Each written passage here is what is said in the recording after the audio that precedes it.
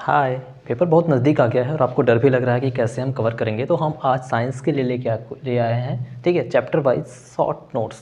बहुत जल्दी आपको मैं 10 से 20 मिनट के अंदर ही आपको पूरा चैप्टर रिवाइज करूँगा, एवरी चैप्टर वाइज। ठीक है, तो सबसे पहले चलते हैं पहला चैप्टर हमारे आसपास के पदार्थ। ये क्लास 9 के लिए है। ठीक है, उनका पहला चैप्टर हमारे आसपास के पदार्थ।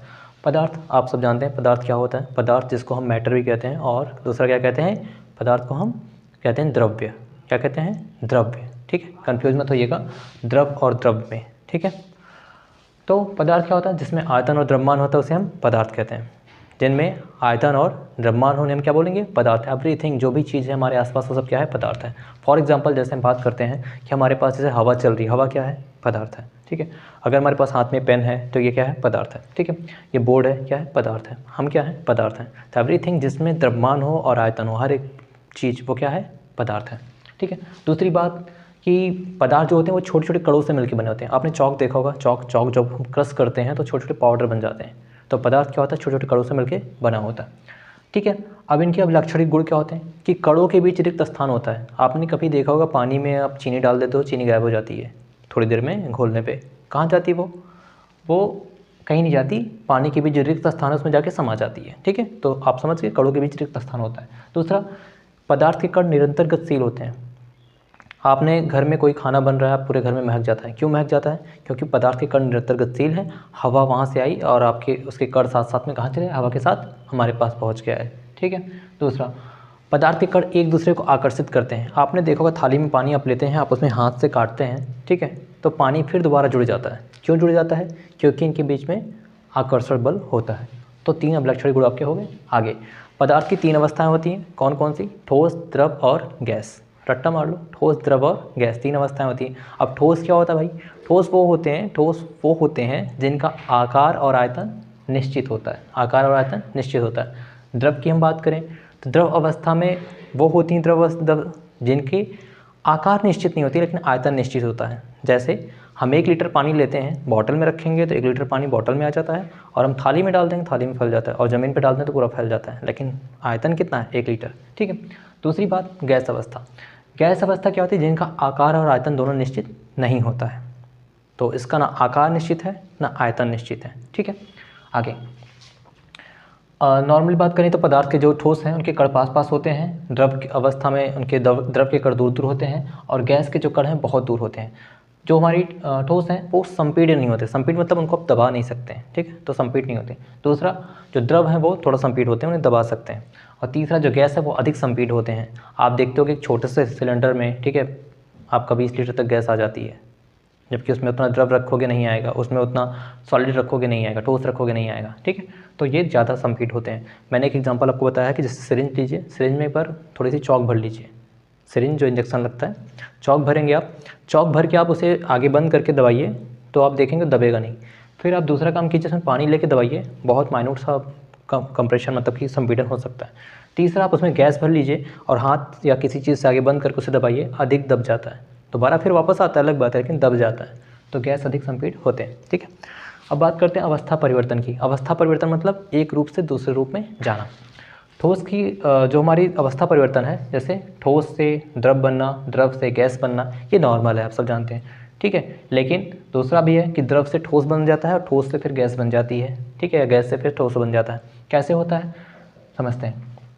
ठोस अवस्था से द्रव अवस्था में परिवर्तन होगा तो उसको हम क्या बोलेंगे? संगलन बोलेंगे या फिर गलना। अगर द्रव अवस्था से ठोस अवस्था में हो रहा है तो उसको हम बोले हिमीकरण या फिर जमना। तीसरा, द्रव अवस्था से गैस अवस्था बन रही है तो क्या हो रहा है? वाष्पीकरण हो रहा है। द्रव क्या है? वाष्पित हो रहा है, वाष्पीकरण हो रहा है। ठीक है, और अगर गैस अवस्था से द्रव अवस्था में आ रहा है तो क्या हो रहा है? संघनन हो रहा है। क्या हो रहा है? संघनन। आगे आते हैं। अब गैस से मतलब ठोस से डायरेक्ट गैस में परिवर्तित हो रहा है, ठोस से सीधे गैस में परिवर्तित होना ऊर्ध्वपातन कहलाता है। ठोस से सीधे गैस में परिवर्तित करना ऊर्ध्वपातन, और गैस से ठोस में परिवर्तित होना निक्षेपण। आपने पढ़ा होगा कि जैसे कपूर और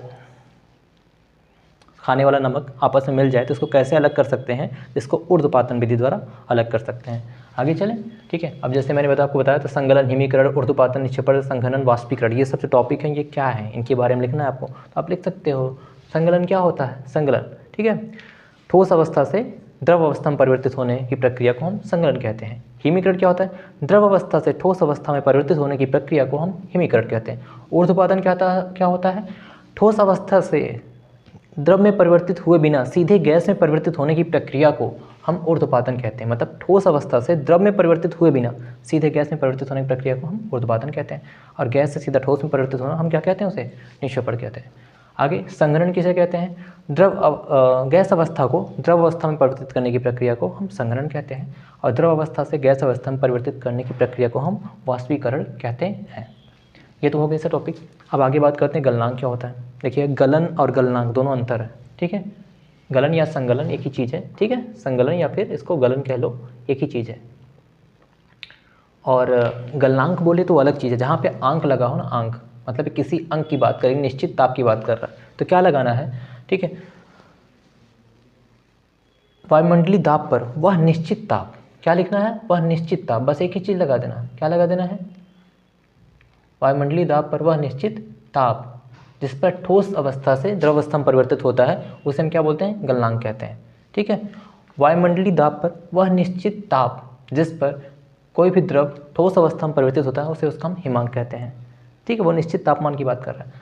क्वथनांक, वायुमंडलीय दाब पर वह निश्चित ताप जिस पर कोई द्रव गैस में परिवर्तित हो रही है, उसे हम क्वथनांक कहते हैं। क्लियर, ठीक है। अब आगे तो वाष्पीकरण तथा क्वथन में अंतर लिखिए। देखिए, चीज़ें दोनों एक ही है। वाष्पीकरण भी क्या हो रहा है? द्रव से गैस में परिवर्तित हो रहा है। और क्वथन में क्या होता है? क्वथन में एक निश्चित ताप पर द्रव से गैस में परिवर्तित होना है, ठीक है। दोनों चीज़ें लगभग सेम दिखती हैं, लेकिन है नहीं सेम, अलग है, तो इसमें आपको अंतर, ठीक है। बुक में है, ऐसे समझा देता हूँ मैं आपको फटाफट टॉपिक है। पहला क्या कि जो वाष्पीकरण होता है वह किसी भी ताप पर होता है। कैसे होता है? किसी भी ताप पर, मतलब उसका ताप निश्चित नहीं होता। लेकिन क्वथन क्या होता है? निश्चित ताप पर होता है। किस पे होता है? निश्चित ताप पर, ठीक है। दूसरा, वाष्पीकरण किसी ताप पर होता है, क्वथन एक निश्चित ताप पर होता है। वाष्पीकरण धीरे धीरे होता है। कैसे होता है? धीरे धीरे। जबकि क्वथन कैसा होता है? या तीव्र से होता है। कैसे होता है? तीव्र गति से। अगला, वाष्पीकरण जो आपका होता है, वाष्पीकरण में जो द्रव अवस्था से गैस में परिवर्तित होना है, वो सिर्फ उसकी सतह से होगा। कहाँ से होगा? सतह से। और यह संपूर्ण द्रव से। समझ में आया? मतलब वाष्पीकरण में जो द्रव अवस्था से गैस में परिवर्तित होने की प्रक्रिया है, वह सिर्फ सतह से होगी। और क्वथन में क्या होता है? संपूर्ण द्रव से होता है, द्रव से गैस में परिवर्तित होने की प्रक्रिया, ठीक है। अगला,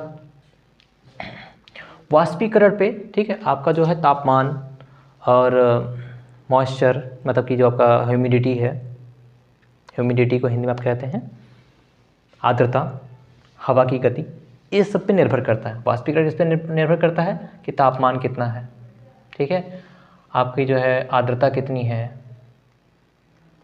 और हवा की गति कैसी है, किधर की है, इस पे निर्भर करता है, इस पर निर्भर करता है। लेकिन क्वथन इस पर निर्भर नहीं करता, या तापमान आर्द्रता पर निर्भर नहीं करता, वायु की गति पर निर्भर नहीं करता।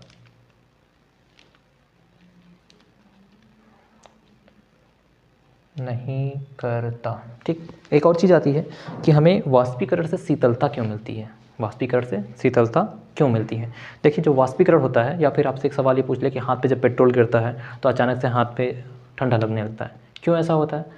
ये ऐसा इसलिए होता है क्योंकि जब भी वाष्पीकरण होता है तो अपने आसपास की ऊर्जा, मतलब जिस सतह से वो उसे जो है वाष्पीकृत होना है, ठीक है, जिस द्रव को, वो अपने आसपास की ऊर्जा को ले करके अवशोषित कर करके उड़ जाती है, जिसकी वजह से उस स्थान पे क्या होता है? हमें ठंडक महसूस होती है, ठीक है। ये पॉइंट। एक और कॉन्सेप्ट सीख लेते हैं। जैसे अगर बोला जाए कि हमें जो है टेम्परेचर में परिवर्तन करना, जैसे डिग्री सेंटीग्रेड से केल्विन में बदलना, या फिर केल्विन से सेंटीग्रेड में बदलना, या डिग्री सेल्सियस में बदलना, जो बदलना है कैसे करना है? देखो, अगर बोला जाए केल्विन से सेल्सियस बदलना है, तो आपको क्या करना है? जितना केल्विन दिया हो उसमें 273 घटा दो। तो अगर 300 केल्विन दिया है तो क्या करेंगे? 300 में से हमें 273 घटा देना है, 300 माइनस 273, जितना आएगा उतना ही डिग्री सेंटीग्रेड होगा। तो कितना होगा घटाने पे? आप देखो कितना आता है, ठीक है, आप पाओगे 27 डिग्री सेंटीग्रेड, ठीक है। अगला 273 में से, तो 273 में से क्या करना है? फिर से 273 घटा दो। जैसे आपने 273 में से 273 घटाया, आप क्या पाते हो? आप पाते हो इक्वल टू 0 डिग्री सेंटीग्रेड। अभी 200 में से घटाना है, तो 200 में से 273 घटा दो। देखो, अब देखो साइन कौन सा बड़ा है? माइनस वाला, तो साइन कौन सा लग जाएगा? माइनस का। अब 273 में 200 घटाओगे तो कितना बचेगा? 73। तो आंसर कितना आ गया? -73 डिग्री सेंटीग्रेड। सेम एज अगर बोला जाए डिग्री सेल्सियस से केल्विन में बदलना है तो क्या करना है आपको? कुछ नहीं करना है आपको, सिंपल से क्या करना है, जितना डिग्री सेंटीग्रेड दिया उसमें 273 जोड़ दो। जैसे मान लो उसने बोला 4 डिग्री सेंटीग्रेड को बदलो, तो 4 डिग्री सेंटीग्रेड में क्या करना है? हमें 4 डिग्री में 273 जोड़ देना है। डिग्री हटा दीजिए क्योंकि हमें 273 जोड़ देना है। तो 4 में 273 जोड़ोगे तो कितना आ जाएगा? 277 केल्विन, जितना केल्विन में। अगला, जैसे उसने बोला 25 डिग्री सेंटीग्रेड को बदलो, तो क्या करना है? 25 में 273 जोड़ देना है। कितना हो जाएगा? 5 3 8 और 298 केल्विन। ठीक है, सिंपल सा था ना। इस कुछ और पॉइंट्स जो इस चैप्टर संबंधित है वो समझ लेते हैं। एक तो है गुप्त ऊष्मा। गुप्त ऊष्मा क्या होता है? वायुमंडलीय दाब पर 1 किलो ठोस को, ध्यान दीजिएगा यहाँ क्या वर्ड है? ठोस। ठीक है, वायुमंडलीय दाब पर 1 किलोग्राम या 1 ग्राम ठोस को उसके गलनांक पर, किस पे? उसके गलनांक पर द्रव में बदलने के लिए आवश्यक ऊष्मा को हम गुप्त ऊष्मा कहते हैं। ठीक है, मतलब वायुमंडलीय दाब, पहली कंडीशन क्या है? वायुमंडलीय दाब हो, उस पर 1 किलोग्राम ठोस, ठीक है, उसको, किसको? ठोस को, उसके गलनांक पर, ठीक है, उसके गलनांक में द्रव में बदलने के लिए आवश्यक ऊष्मा को हम गुप्त ऊष्मा कहते हैं। वाष्पन की गुप्त ऊष्मा क्या होती है? वाष्पन की गुप्त ऊष्मा होती है, ये भी सेम लाइन, वायुमंडलीय दाब पर 1 किलोग्राम द्रव को वाष्प में बदलने के लिए आवश्यक ऊष्मा को वाष्पन की गुप्त ऊष्मा कहते हैं। अगला एक पॉइंट है क्या? विसरण। विसरण क्या होता है? दो विभिन्न पदार्थों का स्वतः मिलना ही विसरण कहलाता है। अब पूछा जाए आपसे कि पदार्थ की कौन सी अवस्था विद्युत की सुचालक होती है, तो आप एक और अवस्था जान लो, क्या होती है? प्लाज्मा। कौन सी? प्लाज्मा। वैसे एक पदार्थ की 5 अवस्थाएं होती हैं, हमने 3 पढ़ी हैं, लेकिन ये प्लाज्मा जान लीजिए। ठीक है, आगे शुष्क बर्फ क्या होती है? तो ये होती है ठोस कार्बन डाइऑक्साइड। क्या होती है? ठोस कार्बन डाइऑक्साइड। ठीक है, CO2 यानी कार्बन डाइऑक्साइड, आप जानते हो, कोई जरूरत नहीं। किस ताप पर जल का घनत्व अधिकतम होता है? तो आपको पता होना चाहिए 4 डिग्री सेंटीग्रेड पे। ठीक है, ये कुछ इंपॉर्टेंट पॉइंट्स थे। Thank you. तो पहले चैप्टर में जो भी इंपॉर्टेंट था मैंने बता दिया है, इसको आप अच्छे से तैयार कीजिए और मिलते हैं कल अगले चैप्टर के साथ।